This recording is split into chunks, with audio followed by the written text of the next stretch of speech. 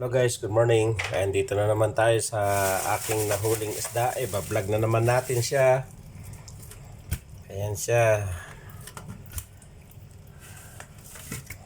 Mababaw ang tubig kagabi kaya hindi masyadong maraming huli. Pero marami pa rin siya. Ayan, marami pa rin malalaki.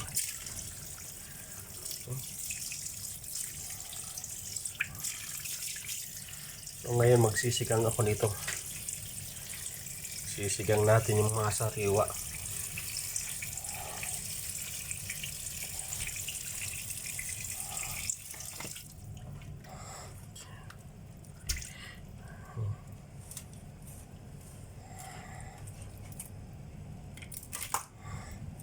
Limasag na naman natin. Yan lang, nakailang limasag lang ako ngayon araw na to. 4. Apat lang pala yan. Nahuli ko alimasag. Nakawala pa yung dalawa eh.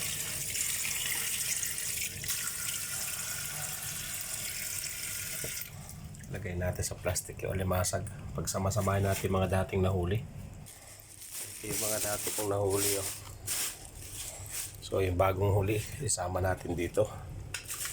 Hindi naman ako mahilig sa alimasag kaya ano, lulutuin na lang nila yan pag sinipag sila.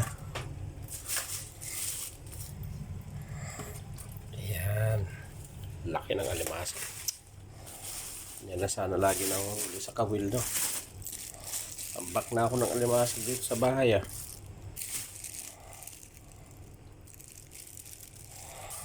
Ihiwalay muna natin yung malalaki ulit gaya ng dati.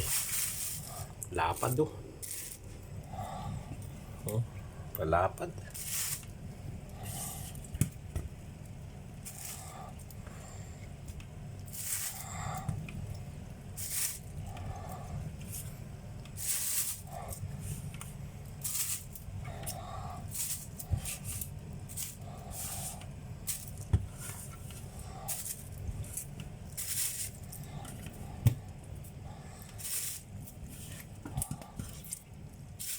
Hmm.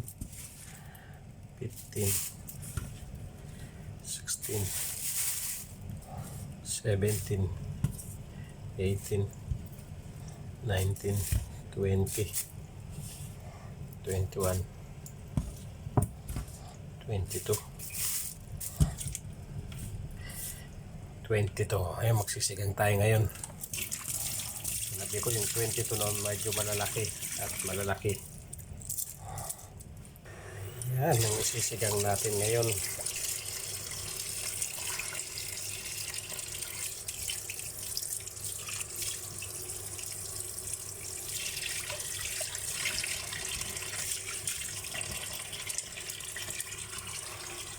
Ang sigang. So, pakulo muna ako ng luya at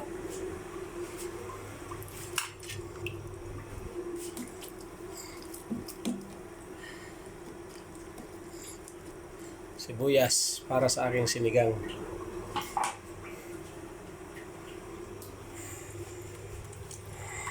Ito ang lulutuin natin ngayon.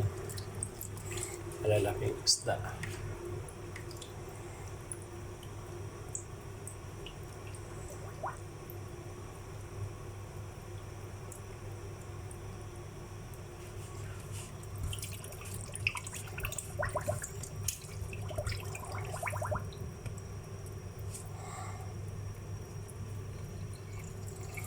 Sarap naman ito. Sarap naman ito. Gasa natin mabuti. Kaapat na. Para masarap na masarap ang kain.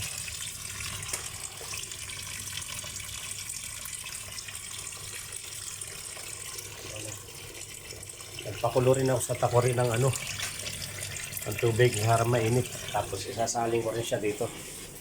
Ayan o, para mabilis magpakulo. So, diba? Ang sabaw.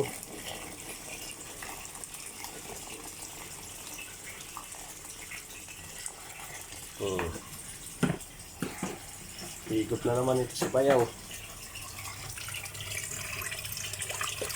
Pwede na natin siya ilagay. Ilagyan ko pala ng asin tsaka betsit yung ano, yung iniinit ng tubig para may lasa.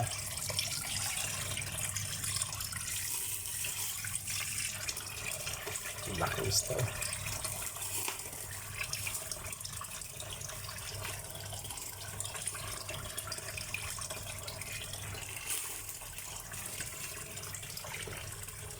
Ayan, nilagay ko na lahat ng isda rito. So ngayon magpiprepare naman ako ng ano tag dito, mga gulay pang halo habang pinapakulo ko ito. Ayan, nalagyan na natin ng rekado. Isang kuluan lang to na malupit-lupit. Galuto na yung mga gulay na yan, hanguin kagad yan. Gusto ko sa gulay yung lustak, yung iba ayaw ng lustak, gusto yung half cook lang. Hindi ko kasi makain, hindi kasi umilig sa gulay, kaya nilulustak para malunok ko siya kagad. Sariwang isda na naman. Ay, yun nga lang, puyat. Naantok na ako. Gusto ko nang matulog, pero kailangan ko pang ayusin to. Okay guys, ready ko na to. Magliligpit na ako at para makapag-ahin na, isang kuluan lang to. Pwede na to, kain tayo guys!